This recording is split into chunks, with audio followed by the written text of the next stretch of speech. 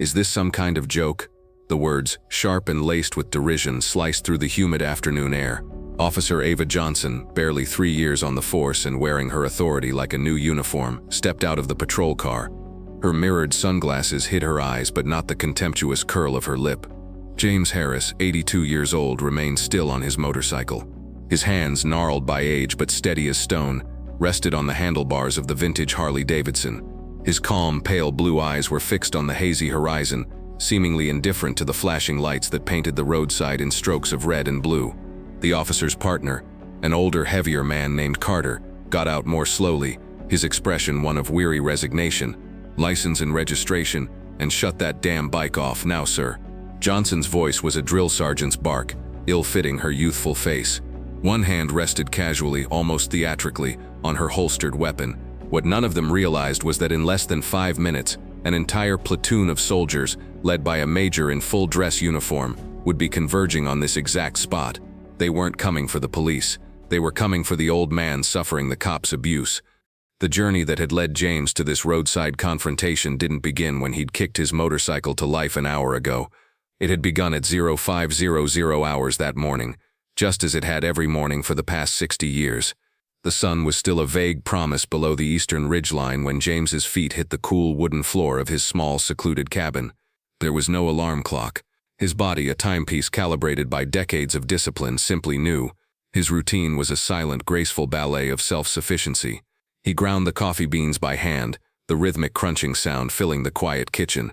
He spooned the dark grounds into a battered metal percolator, the same one he'd had since he returned stateside, and set it on the gas stove. While he waited for the familiar gurgle and hiss, he stood by the window, watching the dawn's light spill across the dew-kissed grass. The light crept indoors, illuminating the few decorations on his wall, a framed photograph of a young woman with a radiant smile, a neatly folded flag in a triangular case, and several service patches, sewn onto a swatch of faded olive-drab canvas.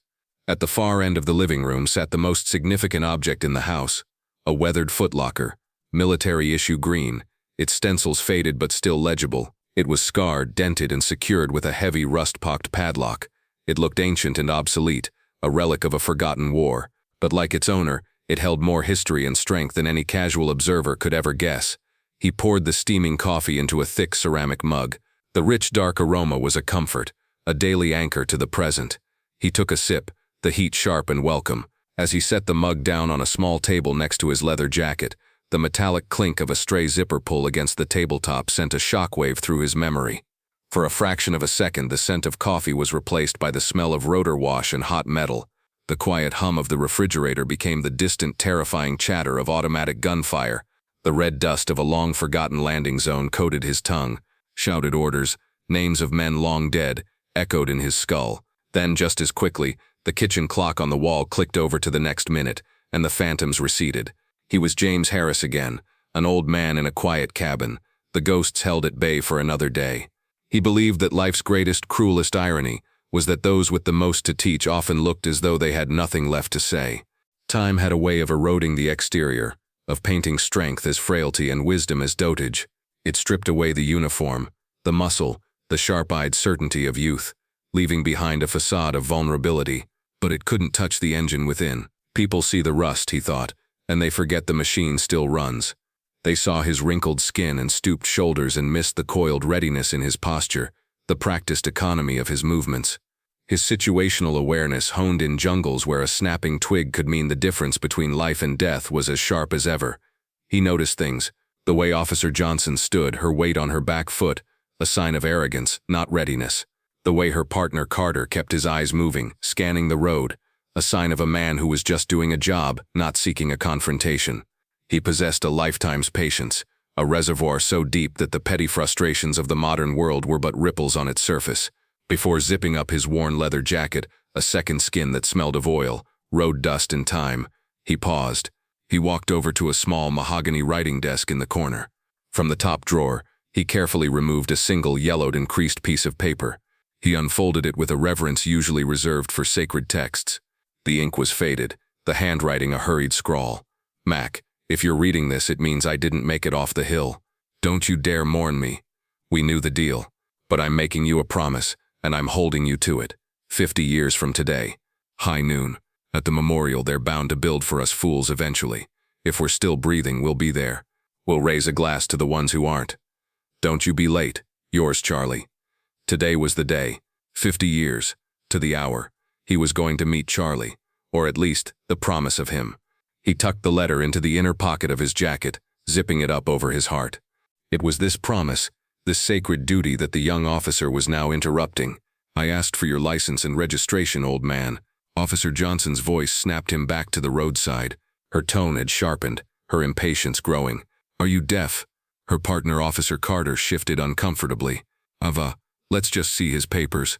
James moved with deliberate slowness, not out of infirmity, but out of a refusal to be hurried. He reached into his jacket, the same pocket that held Charlie's letter, and produced a worn leather wallet. He extracted his license and the motorcycle's registration, handing them over. Officer Johnson snatched them. Her eyes scanned the license. James Mac Harris, 82 years old. She let out a short, incredulous laugh. You're 82 and you're riding this thing. You shouldn't even have a driver's license.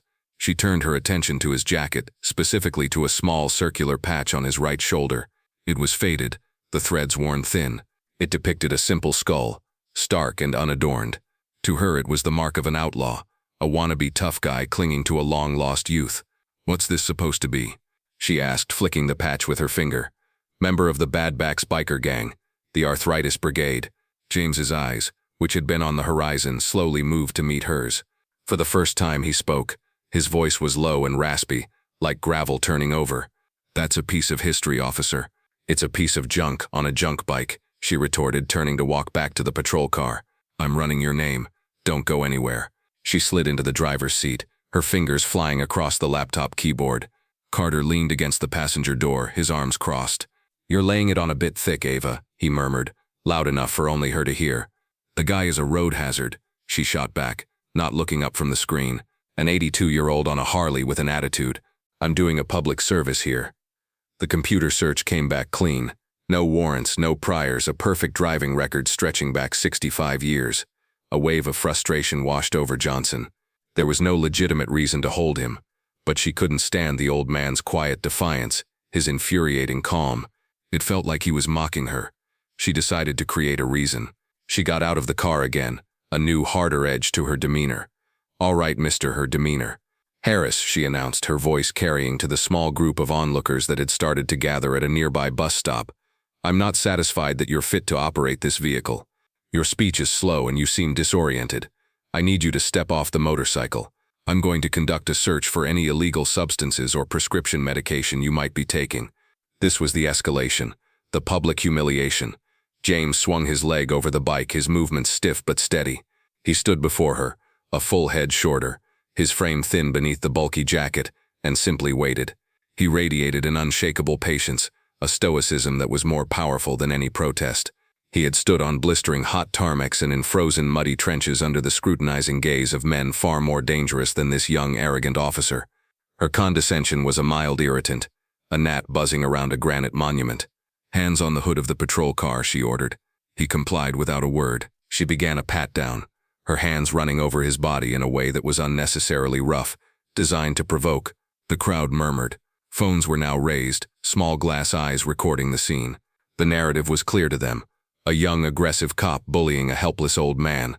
They felt a mix of pity for him and contempt for her.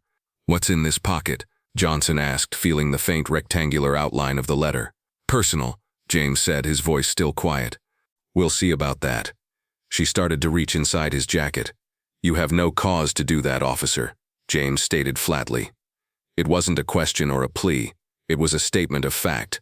His stoicism was a wall she couldn't breach, and it infuriated her. She saw his calmness not as dignity, but as a challenge to her authority. Are you refusing a lawful search? She snapped, her voice rising. Are you on medication, sir? Do you even know what day it is? What year it is? Maybe you should be in a home, not on this death trap. Each question was a hammer blow intended to chip away at his composure, but James Harris was made of something harder than stone. He just stared at her, his silence a resounding condemnation of her actions. He had seen this type of arrogance before, this casual cruelty born of insecurity. He'd seen it in young lieutenants fresh from West Point, who thought they knew more than the sergeants who had forgotten more about war than they would ever learn. He wasn't angry. He was just tired. Tired that the world kept producing new faces for the same old failures of character. Across the street, parked in the lot of a hardware store, Frank Miller watched the scene unfold with a slow, burning anger. A retired Army Master Sergeant in his late 50s, Frank had come to town to pick up supplies. He didn't know the old biker personally, but he knew the type. He recognized the ramrod straight posture, even when stooped by age. He recognized the quiet steel in the man's eyes, a look that said he'd seen hell and walked out the other side. Most importantly, he recognized the patch. It wasn't some cheap mass-produced emblem from a biker rally. It was the phantom skull. Frank had only seen it a few times in his 25-year career, usually in old classified photos or spoken of in hushed, reverent tones by the old-timers at the VFW Hall. It was the unofficial insignia of a MACV SOG unit, Military Assistance Command Vietnam Studies and Observations Group. They were the ghosts, the legends, the men who ran reconnaissance missions so deep and so dangerous that their existence was officially denied. To see that patch on a man being frisked on the side of the road by a rookie cop was more than an injustice. It was a sacrilege. Unbelievable, Frank muttered, fumbling for his phone. His fingers, thick and calloused, stabbed at the screen. He had a contact at Fort Devon, the nearby Army base, a sergeant first class named Riggs who worked in the G3 operations office. They'd served together in Iraq. The phone picked up on the second ring. SFC Riggs. Riggs, it's Frank Miller. Listen, I'm on Route 4 just outside the town center. You are not going to believe this. Frank, what's going on? The local PD. They've got an old-timer pulled over, an old biker. They're hassling him pretty good. But that's not it, man. That's not why I'm calling. Frank's voice dropped. He's wearing the patch, the phantom skull. There was a moment of dead silence on the other end of the line. Frank could almost hear the gears turning in Riggs's head. The casual tone in his friend's voice evaporated, replaced by an electric urgency. Frank, are you absolutely sure? Black patch, white skull, no other markings. Positive, it's faded as hell, but it's the one.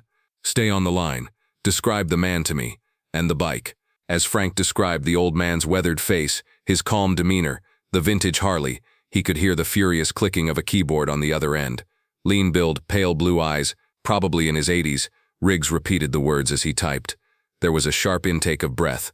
Oh my God. Frank, listen to me very carefully. Do not let them take him anywhere. Do you understand? Stall them if you have to. Throw a rock through a window. I don't care. That's not just some veteran. The system just flagged his name from the VA database. We've been looking for him all morning. Looking for him? Why? Frank asked, his heart starting to pound. Frank, that's Colonel James Mac Harris. He's a living legend. He's the guest of honor for the memorial dedication today. Major Thompson and half the command staff are here from DC just for this. They've been trying to find him for months to present the award. Back at the roadside, Officer Johnson's patience had finally snapped. The old man's refusal to be intimidated, his serene defiance, had pushed her over the edge. She saw it as a deliberate act of obstruction. All right, that's it, she declared, her voice ringing with a false sense of finality. I'm placing you under protective custody for your own safety. We're impounding the bike. You're clearly a danger to yourself and others. She reached for her handcuffs, the metal links jingling in the tense silence.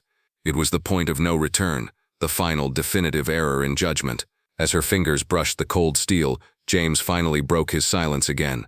He didn't raise his voice. He didn't need to. He spoke with a quiet, immense authority that seemed to come from the very ground beneath his feet. Officer, I suggest you take your hand off your cuffs. The words were not a threat. They were not a plea. They were a command, delivered with the absolute certainty of a man who had commanded others in life and death situations. The sheer unexpected force of his tone startled Johnson. For a split second she hesitated, her hand frozen in place. Her partner Carter took a half step forward, a flicker of alarm in his eyes. He had heard that tone of voice before, from old drill instructors and seasoned detectives. It was the voice of a man who was done being patient. It was in that moment of hesitation that the world changed. A low guttural rumble began to build in the distance. It wasn't the sound of a passing truck. It was deeper, more menacing, a synchronized roar that vibrated through the pavement. All heads turned towards the crest of the hill. 4 olive-drab Humvees and a single immaculate black command sedan appeared, moving not like traffic but like a predator.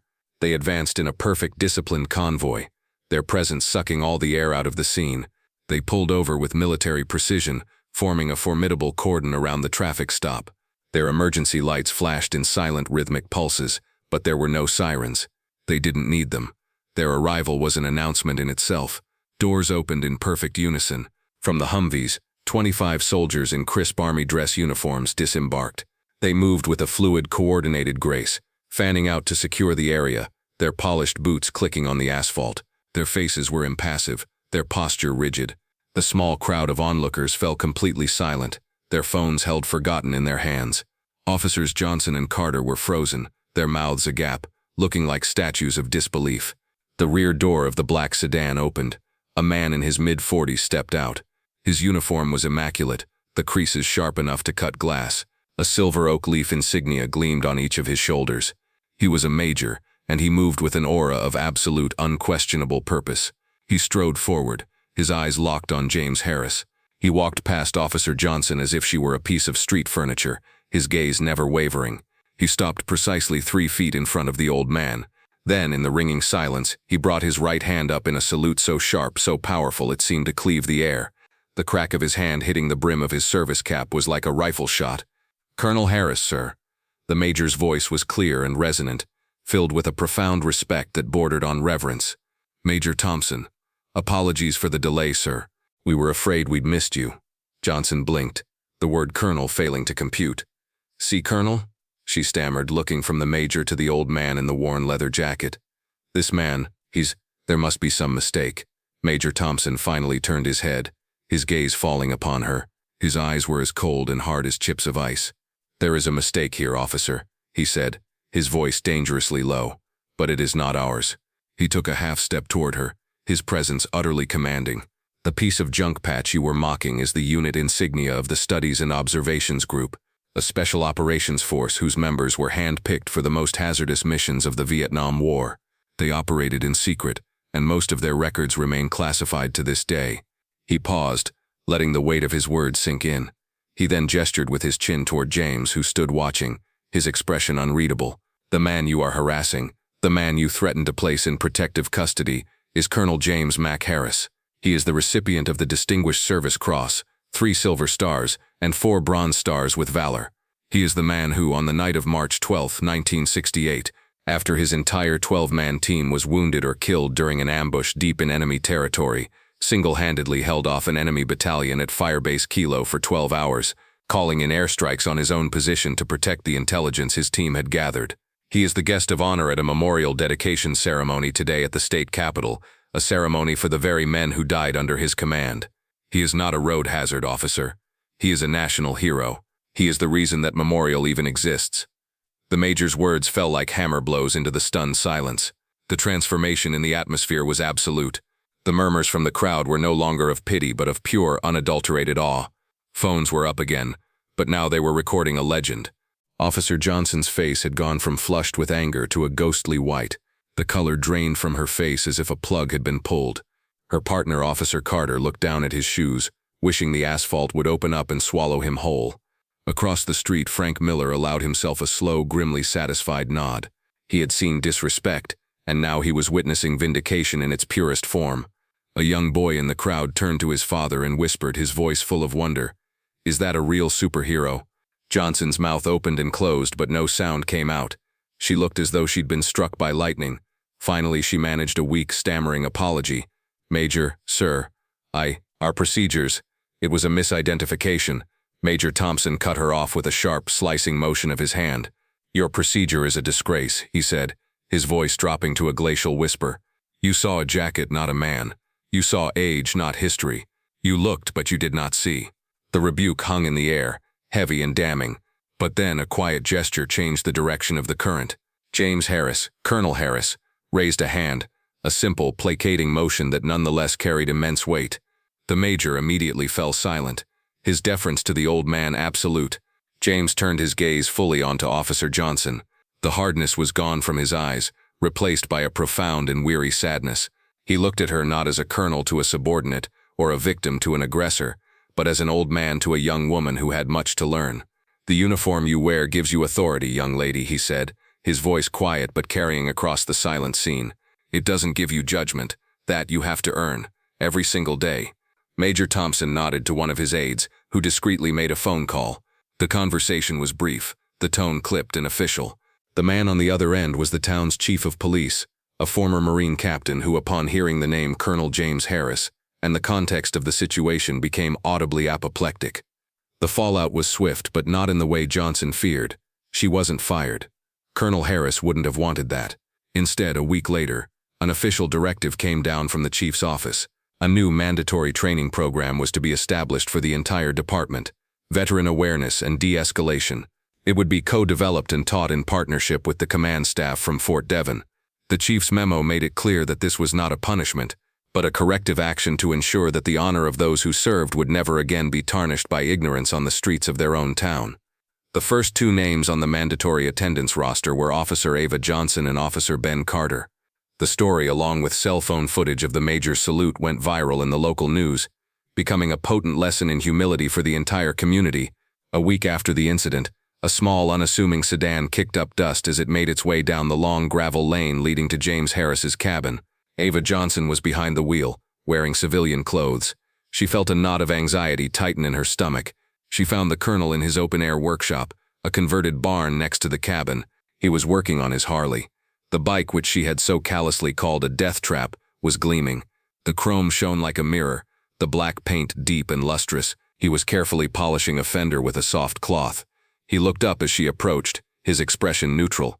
He didn't stop his work, but simply nodded toward a wooden stool nearby. She sat. For a long, uncomfortable minute, the only sounds were the gentle whisper of the cloth on metal and the chirping of crickets in the tall grass. The silence felt heavier than any lecture could have. Finally, she found her voice. It was small, stripped of all its former authority. "Sir, Colonel Harris, I came to apologize for my behavior. There's no excuse. I was wrong, I was arrogant, and I am truly deeply sorry." It wasn't the apology of a police officer, but of a person admitting a profound failing. James stopped polishing. He set the cloth down and finally looked at her, his pale blue eyes searching hers. "Why were you wrong?" he asked. The question wasn't cruel, it was Socratic, meant to force introspection, not to inflict pain. She took a deep breath. "Because I didn't see you.